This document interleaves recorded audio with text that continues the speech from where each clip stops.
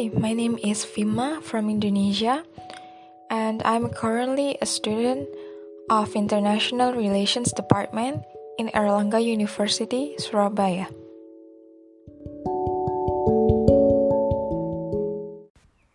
Hi, you might have never heard this voice before, right? So, my name is Milena, and I'm a law student currently based in the Netherlands but grew up in Germany, and I highly welcome you to the new episode about the BLM movement as well as racism in general.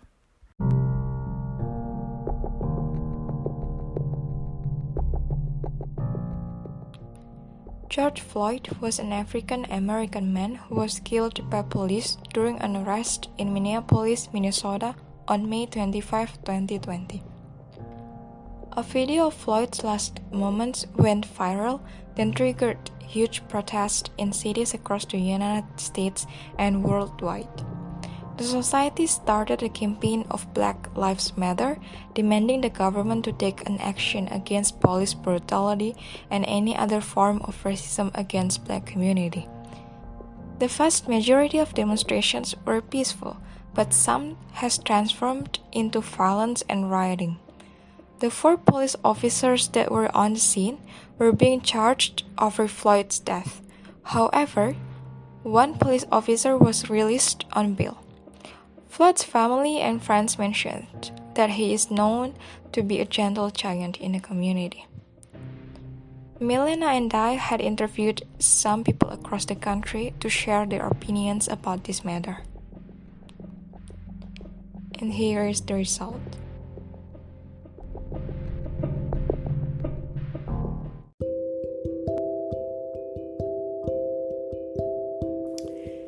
Hi everyone, it's Christina speaking. I am from Hungary, which is a small country located in the center of Europe, and I am really glad to be invited to answer some of the questions around the topic of Black Lives Matter movement. Hello everybody, my name is Tiago, I'm Italo-Brazilian and I'm currently in Sweden finishing my master. I'm also part of the Cosmopolitan talks, was participating in the last episode.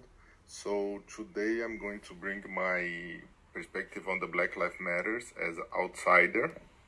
I do agree and I believe that the group have its reasons, and I totally support, especially in the cases that abuse of police shall not be prevailed, especially in this case, because of course, the guy was totally abusing the power, and I feel that always needs to be accounted. Because, of course, any abuse of violence made by the government, people need to manifest their feelings, and I feel that's a way to prevent other racist acts. Hi, Assalamualaikum. My name is Haja Shera. I'm from Malaysia. So basically, I'm a civil engineering student from University Tongsa, Malaysia. So for question number 1, how I define racism. First of all, racism is like we having prejudice or we discriminate the people based on its race. So for question number 2, what do I know about BLM? BLM is Black Lives Matter, which is it is an organization basically that move dedicated to the non-violent civil disobedience in protest to police brutality.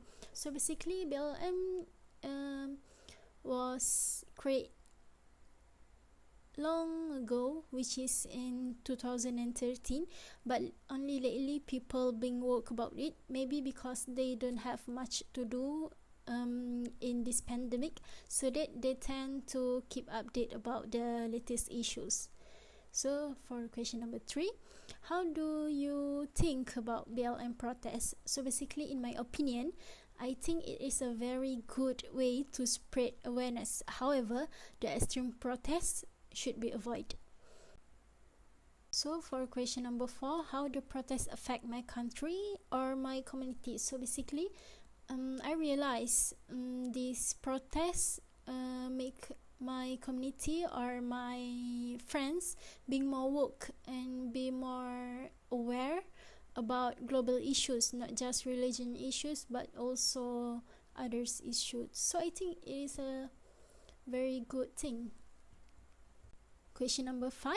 How COVID-19 affect the protest? So basically, personally, I don't think it affect the protest, as nowadays is a time where we have gadget. So I think protest in social media also one of a good alternative to spread awareness to people.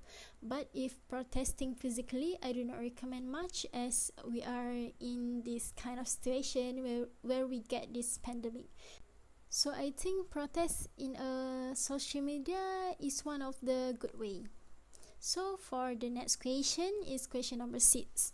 Do you participate in BLM protests? How? So basically, yes, I participate in BLM protests, but only in my social media, where I often update my WhatsApp status about BLM. As I mentioned before, BLM actually an old things, but our work just recognizing it and be more work about it now. So basically, I think we as teenagers need to play a big role in influencing our friends to spread more awareness and to be more aware about the global issues too, not just in our country only. So basically, I think BLM is one of a good approach to make people more aware about the global issues. So I think that's it from me. Thank you. Assalamualaikum. Racism is the discrimination or prejudice directed against a person of a different race based on the idea or the belief that one's own race is superior and is better. I would definitely say that racism is a discrimination against some groups of people that are different by race, ethnicity, skin color, or culture. And I know that the phenomena has been around in humanity for hundreds of years, probably since the colonization started to unfold globally around the 15th century. And obviously back then a lot of European explorers traveled to unknown parts of the world, like Africa, Southeast Asia, and so on, and they aggressively oppressed the indigenous communities. And probably that's what I would connect the start of racism in general globally. First of all, racism is like we having prejudice or we discriminate the people based on its race. I don't think you can exist today, like right now in this moment in time, and not know about the movement. Well, what I know about the movement is that it has started out in the US a couple of weeks ago when a policeman was trying to arrest a black man, but he did it so aggressively that the man had died during the procedure. And I also know that the arrested man had a history of different crimes, and this makes the situation and the discussion around the accident really ambiguous, because some people argue that the man had been a criminal for years and he's been not a very useful member of the society. However, some other people argue that this doesn't define anyone, or this cannot be a reason for anyone to be arrested and killed, even if by an accident. I also believe that, or I also know about this situation that in the US, the current political environment in general is quite discriminative, or can be considered quite discriminative. The messages that Mr. Trump communicates are certainly against any migration, and he doesn't welcome any refugees or migrants coming from or wishing to come from Latin America to the US, and he's really outspoken about it. So that's probably also something that had added up to the situation that unfolded around the accident that happened with the gentleman a couple of weeks ago.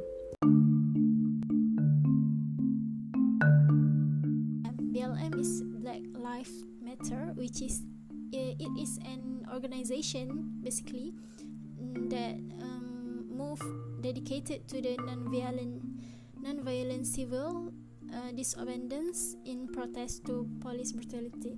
So basically, BLM was created long ago, which is in 2013, but only lately people being woke about it, maybe because they don't have much to do in this pandemic, so that they tend to keep update about the latest issues. I think that it is a necessary movement and a great cause that aims to annihilate the systemic racism and violence that Black people experience. I believe that the protests that are taking place at the moment really showcase how big a tension there is in society, in the US in particular, but also globally, I would say, and because of the different forms of discrimination and racism. Of course, I disagree with those protests that are setting buildings on fire and breaking shop windows and so on. But and obviously I know that these kind of protests don't make things better, but rather worse. However, I also can understand where that massive anger and the sadness of those protestants come from. Most countries in the world today claim themselves democratic by constitution. However, I'm not completely sure they really are 100% democratic in practice, right? Probably the hidden racism and the small but regular acts of discrimination in these communities that the people of color have to face, they have been probably building up for many years now, and it was enough to have one accident in the US to really, make a huge movement or create a huge movement around it. So basically, in my opinion, I think it is a very good way to spread awareness. However, the extreme protests should be avoided.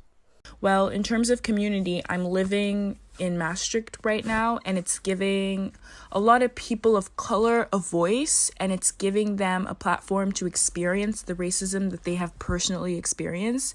And I think it's a form of catharsis, and it's a form of therapy for them.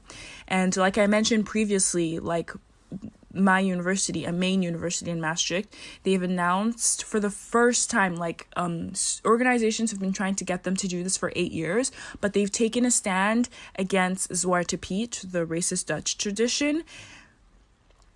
So I think that, and I also think that people who live here are beginning to realize all the ways that racism exists, and in all the ways that racism is alive in our lives. So I think it's teaching a lot of people here. Well, in Hungary, we don't really have protests for the Black Lives Matter movement. In fact, we barely have any protests against anything. And the reason for that is not because we are a perfect country. We are far from perfect. But rather because protesting is not in our culture at all.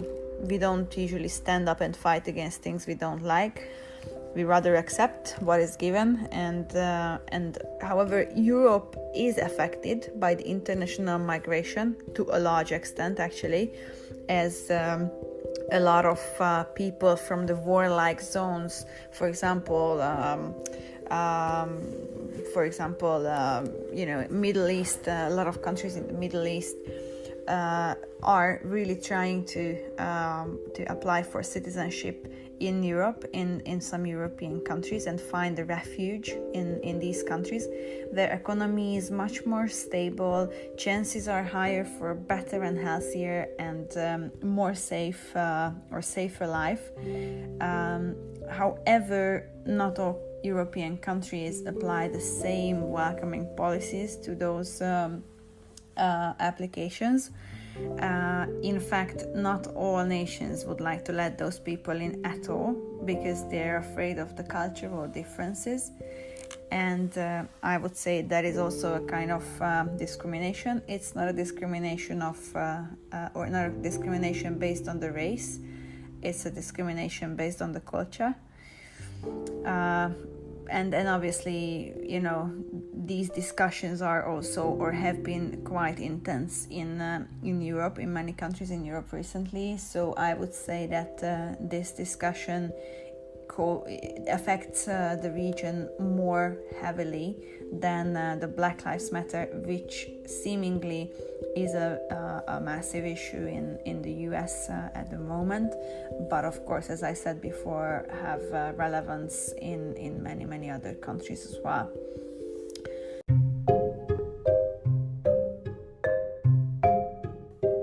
Personally, I don't think it affect the protest, as nowadays is a time where we have gadget. So I think protest in social media also one of a good alternative to spread awareness to people.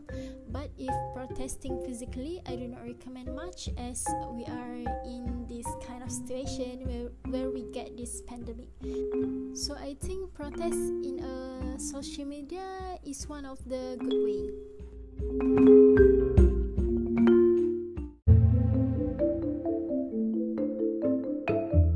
In America, in Europe, and in the Western world, generally there is a racial bias in healthcare and in the way people of color are treated by medical professionals. And in fact, in America, ethnic minorities are the communities that are affected disproportionately by coronavirus. And I also do think that the pandemic adds fuel to the fire, meaning that like it makes people more frustrated and it makes people more tired and angry. And I think because of the terrible things that the pandemic has caused, that alone is pretty bad, but also combined with like just the racist violence that Black people are facing and the anti-Blackness that they've experienced is just like making people particularly angry at the system. It's, you know, people have been uncertain and afraid of so many things recently, intangible things. For example, like the virus itself, and also, I would say, racism. Both the virus and racism or discrimination are, you know, something invisible, something that you can't see, you can't touch it, they're intangible, and yet they are threatening lives. And knowing that there are things around us which we can't see, but meaning a serious threat to our lives, puts a lot of pressure and anxiety on people. And being anxious really, you know, makes a lot of things seem much more worrying than they might be in reality. So therefore I see absolutely a clear connection between the pandemic, you know, unfolding in the world globally in most of the countries, and that making people uncertain and worried about a lot of things, and that connecting and leading to the massive protests and the really big issue that is building up around the Black Lives Matter movement and the discrimination that there is. I realize these protests make my community or my friends being more woke and be more aware about global issues, not just religion issues, but also others issues. So I think it is a very good thing. I mean, there's like a long list of things that have been achieved. For example, the police officers that took part in the murder of George Floyd have been have been arrested. My university, Maastricht University, has spoken out against Zwarte Piet, which is a racist Dutch tradition that involves blackface. The Belgian education curriculum has been adapted to teach students about colonialism and Leopold II and the awful acts that were committed against Africans. The Minneapolis officials have agreed to ban the use of chokeholds. And because of the attention that the protests are getting, a lot of people have donated millions and millions and millions of dollars into organizations that aim to end racism. Statues glorifying racist figures have been taken down. There are so many things that have happened as a result of the protests. And something else is the protests in general are just allowing people to release their anger, and it's allowing people to voice out and discuss and just share the pain that they feel and the pain that racism causes. And I think it's also allowing people a hope for the future, and it's educating a lot of people, and it's raising awareness. So I think that it will do more, and I think it has already done a lot.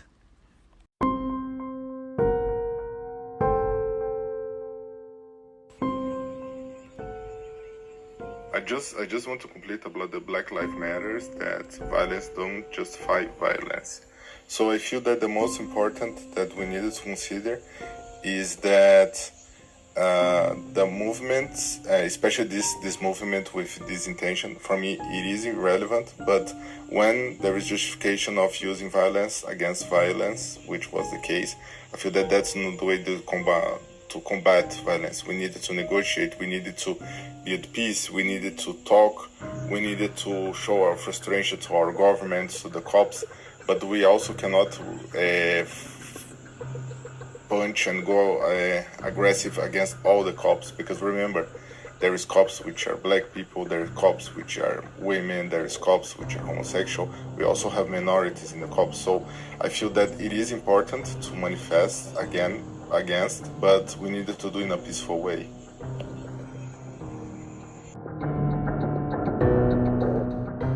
We don't have a lot, however, I do follow the situation and always the recent news in the media and the social media recently, and I hope that things will go back to normal soon, also from the pandemic point of view, but also from the issues that are building up around the societal differences and issues around the Black Lives Matter movement.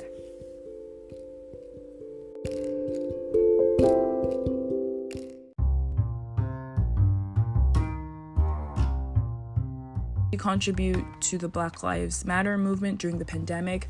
I think first and foremost, we should educate ourselves. We should read books and watch films and read articles and talk to each other about institutional racism and the ways that it affects people of color and its roots and its history and how we can, eradicate them. So education. And also I think signing petitions is a big one. Donating, even without giving money, like you could watch certain YouTube videos, you could stream them and just have them playing, and then they will receive some money because of that. And take part in peaceful protests if you can, obviously following the measures of COVID-19. Share articles on your social media, share quotes. Like, there's so much we can do. There's so much.